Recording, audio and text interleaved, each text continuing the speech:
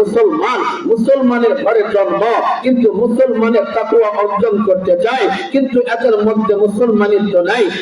আখেরি নবীর উম্মত তারা দাবি করতে চায়, কিন্তু মাগার এর মেইন সমস্যা হলো এই নাস্তিকদের সাথে উঠে, নাস্তিকদের সাথে চলে, নাস্তিকদের সাথে বসে, তাদের সাথে বন্ধু মিলিয়া চলে, চলার কারণে এই মুসলমানের বাচ্চাদের চরিত্রের মধ্যে নাস্তিকদের অপমান ঢুকে গেছে।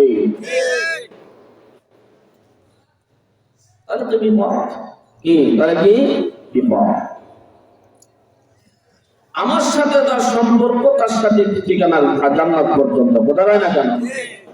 নাইলে মুমিন সুইয়ে মুমিন মিশাওয়া, নাইলে কাফের সুইয়ে কাফের মিশাওয়া।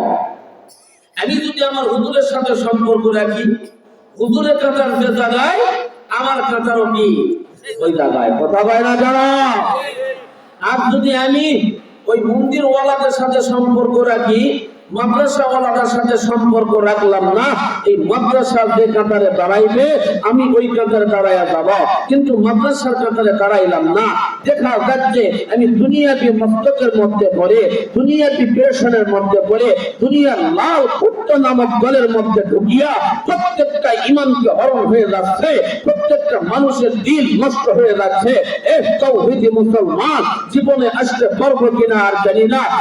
একটা কথা আপনাদেরকে বলে দিই, আজও যদি কেউ কখনো কোনো মুহূর্তে ইসলাম নিয়ে কটূক্তি করতে চায়, কোরআন নিয়ে কটূক্তি করতে চায়, নবীর সুন্নাত নিয়ে কটূক্তি করতে চায়, হক্কানি উলামায়ে কেরামদেরকে নিয়ে কটূক্তি করতে চায়, এই দুনিয়ার জমিনে 360টা আউলিয়ার দেশ বাংলাদেশ, এই হক্কানি আল্লাহ ওয়ালাদের দিকে যদি কেউ চোখ রাঙ্গায় কথা বলতে চায়, যেরকম বাকরি মাথায় পড়া সুন্নাত, তাওহীদি মুসলমান এলান শুনে যান, এই বাকরি মাথা থেকে মাথায় বান্ধা মুসলমানের জন্য সুন্নাত। শুনেন, সাবধান, সতর্ক, সাবধান অবলম্বন করতে হবে, নচেত আমারও বিপদ, আপনারও বিপদ।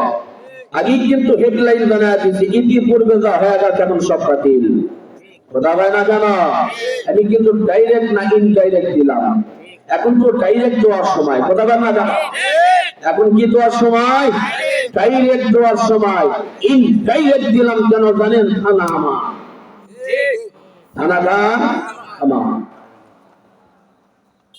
মুসলমান সাবধান। তাহলে আল্লাহ তাবারক ওয়া তাআলা বলেন কি, যে তোমরা দুনিয়ার মধ্যে এক দলের উপর প্রদর্শন করো, এক দলের উপর